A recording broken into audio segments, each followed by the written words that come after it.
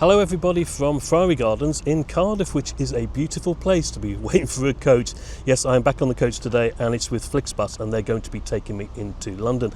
Now you may recall that I did a similar journey last year with National Express from Sophia Gardens, which is just over the way there, and it cost me just £1.22.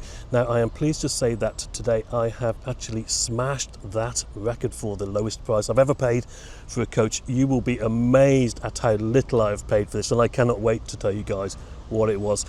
Why don't you come with me? The coach is due in about half an hour. We're going to get on board. I'll show you the scenery, everything it's got to offer, and of course I will tell you how I got the price and how much it was. I'll see you in a bit. Yes, I would definitely recommend waiting for the coach in Friary Gardens here. A lovely spot, and there is a statue of the 3rd Marquis of Bute here, John Patrick Crichton Stewart. Anyway, the Flixbus coach stop is clearly signed on the side of the road. There's limited shelter from the elements, but not much else, and on the shelter itself, just a note pasted to the window informing customers that all Flixbus services now pick up and depart from this spot. And to be honest, I wasn't planning on doing another trip on this route so soon, but because of the unbelievable price I was able to get, I just couldn't resist it. And it would serve as a good comparison video between Flixbus and National Express anyway. And after watching this, I'll be interested to see which one you'd go for in the comments below. Our coach, the 12:05:046 service between Cardiff and London via Bristol, arrived about 15 minutes before departure. CK24AWC, a 1-year-old Yutong, operated and brought to you by Newport Transport of Newport. The driver seemed friendly enough, and believe me, he would have plenty to contend with on the way to London. Well, I showed my ticket and was on board. Looking at the seat map earlier on, the coach was pretty much full from Newport onwards. Everybody had an allocated seat, and you really need to be sitting in that seat. Otherwise, you're effectively sitting in somebody else's seat, and ultimately, they're going to probably ask you to move, aren't they? A sit where you want approach can work on some quieter services, but not this one. And because of that, I thought it was best to have a look at the seat prior to departure. The Red Bull can, by the way, is non-standard. A conventional power socket to the side under the window here, which worked. And the seat itself comes in grey and lime green, as you would expect. And it has a winged headrest and a 3-point seat belt. Now on the seat back you have grab handles and a single USB-A socket, which also worked. And there's a flip down table, which was clean. And there's a pouch beneath that for all your stuff, and a good clean floor under your feet, no footrests. The legroom, well, it's not that great in my opinion. I think I'd struggle a bit if I was 6 foot or above. The aisle seats have retractable armrests and recline, plus what appeared to be sideways seat movement buttons. And above your head are individual air vents and oddly designed reading lights. They did work, although I'm not sure how effective they'd be in the dark. Anyway, I reckon the coach was about a third full as we departed Cardiff at 12:06, just 1 minute late. A lovely day outside, no safety regulations or other information was played or announced by our driver. So passing the Friary Gardens here, if you're connecting onto a coach from Cardiff Central Railway Station, I would say that the Flixbus stop is marginally closer than Sophia Gardens, which is where the National Express coaches go from. Now there's not much in it though, both are a good 10 minutes walk at least from the station. And on the North Road we pass the stunning building of the Royal Welsh College of Music and Drama here, and then we cross one of the South Wales Valleys lines that heads up towards Rhayader and then splits up to Treherbert, Aberdare and Merthyr Tydfil. We pull alongside a mainline coach here on school duties, and we're making our way through one of the North Cardiff housing estates and then onto the A48 heading east, which will then become the M48 before joining the M4, which will take us to our first stop on this service at Newport. And it was getting pretty warm on the coach. I thought the air vents were pretty feeble, to be honest. There was some cold air coming out of them, but they were poorly aligned with the seats, so unless I leant forward, I couldn't really feel the benefit.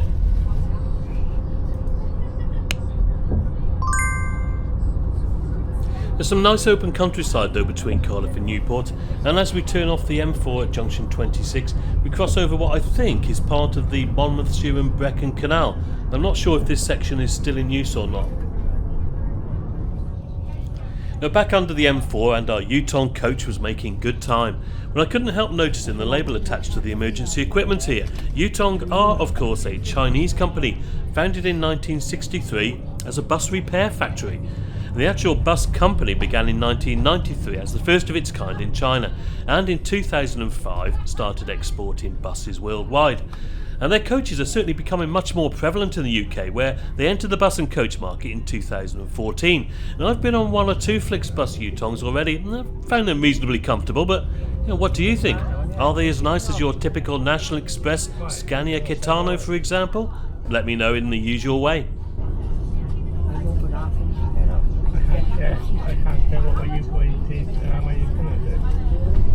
We arrived at the Flixbus stop here on time at 12:37. The location is right outside the railway station, so it's obviously much more convenient for rail connections than Cardiff is. And once we'd stopped, it was the queue for half the coach to get off for a cigarette, especially the hen party at the front of the coach, which was in full swing at this point. Now, we left Newport and a trail of vape mist hanging in the air a couple of minutes late at 12:42. And then we're back on the M4 crossing the River Usk and continuing east towards the Severn Estuary.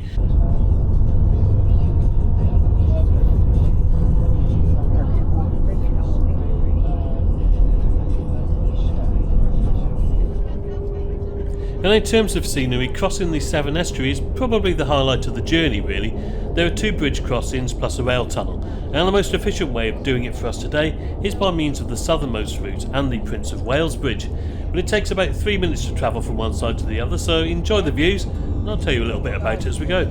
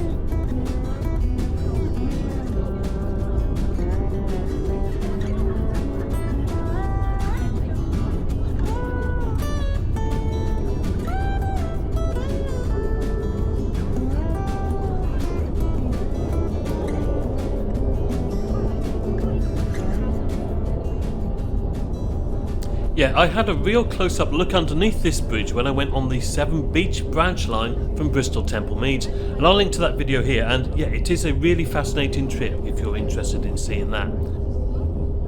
Now, as you would expect, calling at Bristol makes quite a difference to the journey time compared with National Express, who just carry on straight down the M4. On this service we are scheduled to arrive into London Hammersmith at 16:05, giving a total journey time of exactly 4 hours from Cardiff.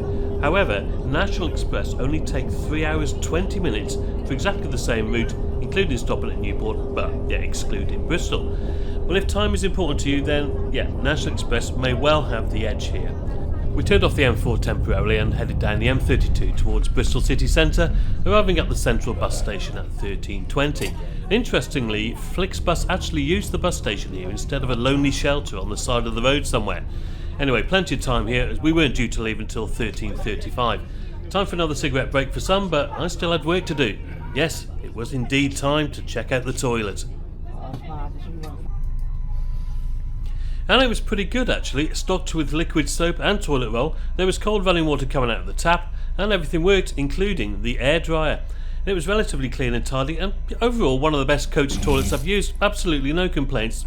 I would be happy if they were all like this, to be honest.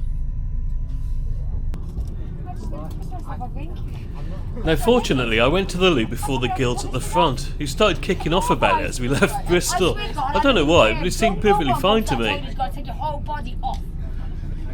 But it also seemed like there was some kind of argument going off about the seats, because I think they were sitting where they wanted, and of course people getting on at Bristol already had theirs allocated.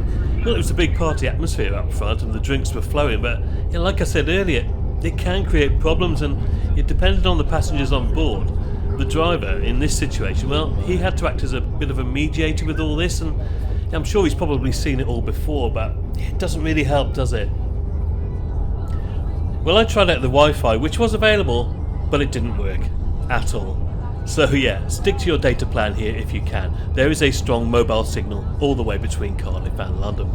And the scenery between Bristol and London down the M4 corridor, well, it's not really up to that much in my opinion.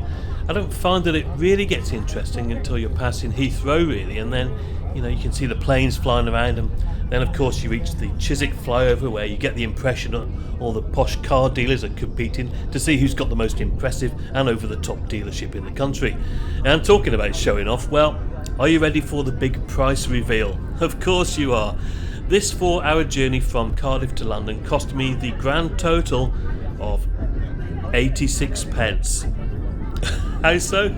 Well, a few weeks ago, TrainPal, the third-party booking platform, were running a promotion for £4 off coach journeys. I like a challenge, and so I started looking for the closest fare I could get to the £4 target. And I decided on this one, which had a regular price of £4.86. There were no booking fees or service charges involved, so yeah, the 86 pence you see here is exactly what I paid. I did actually find some cheaper fares. Leicester to London, for example, was just £4.41, which would have discounted to the 41 pence, but I decided on this route mainly so that I could get a direct comparison with the National Express trip I'd taken a year before, and it was also cheaper for me to get to Cardiff on the train. And you may recall that on that trip last year I paid just £1.22 on a 75% off booking that I compared to the price of a bar of Snickers. Well, I guess this one just compares to a bar of Snick. And who would you choose on this route? Well, at the time of this video, £15.90 one way was the next day price with National Express, whereas Flixbus were asking a little bit less at £11.49, including the booking fee. And booked a month in advance, £8.90 was the best National Express fare I could find, and Flixbus, they can beat that again, just £4.99 with the booking fee. You do have the extra journey time with Flixbus, 4 hours compared to 3 hours 20 minutes with National Express, and that's really because we stop at Bristol. But if that enables Flixbus to make the route more viable, well, that's fine by me if it results in lower costs for passengers. Now, it was so quiet coming into London that we actually arrived at the Hammersmith stop 20 minutes early. The clock on the coach was wrong, by the way. But as always with these journeys, you have the time versus price conundrum, don't you? And yeah, the punctuality of all coach services does depend a lot on traffic conditions. But do let me know what you thought of the price. It's always worth looking out for these offers, isn't it? So make sure you're signed up to the relevant website mailing lists, and also check out the Hot UK Deals website. That's normally a great source for bargains such as these. I left the poor driver trying to persuade the girls to get back on the coach, and I watched as it departed for its final stop, London Victoria. It was certainly hot in the capital, 29 degrees today apparently, and I found a little bit of shade nearby, but I just took a minute to summarise the journey. Right guys, so Hammersmith, and we actually arrived at the bus stop a good 20-25 minutes early, which is brilliant, isn't it? A total bonus that. And what did you think about the price I paid for this trip? I mean, it's normally 4 hours, but it's a little bit less than that, but you cannot argue with the price, can you? 86 pence, that is absolutely brilliant.